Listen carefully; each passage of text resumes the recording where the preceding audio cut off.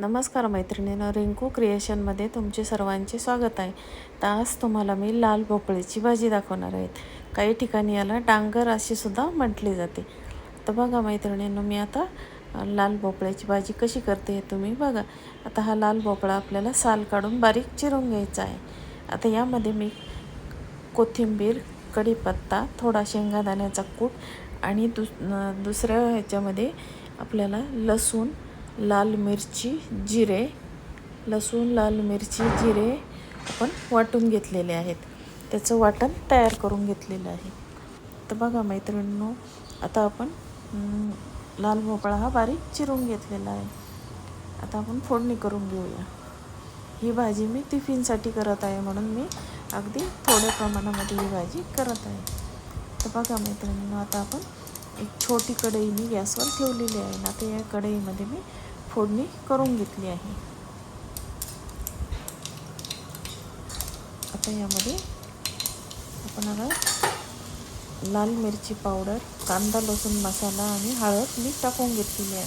आणि नंतर आपल्याला त्यामध्ये लाल भोपळा टाकून घ्यायचा आहे. हा लाल भोपळा हा अगदी पटकन शिजला जातो. अवघ्या 2 मिनटामध्ये ही भाजी आपली रेडी होते.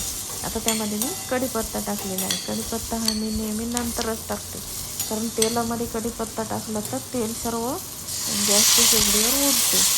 आता कढीपत्ता टाकल्यानंतर थोडी हलवून घेतलेली आहे आणि त्यामध्ये आपण पाणी टाकून घेतलेलं आहे.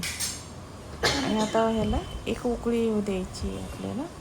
पाणी उकळलं, आता त्यामध्ये मीठ टाकून घेऊया आणि पाण्याला उकळी आली की आपण त्यामध्ये ते दोन्ही केलेले कूट टाकून घ्यायचे आहेत आपल्याला.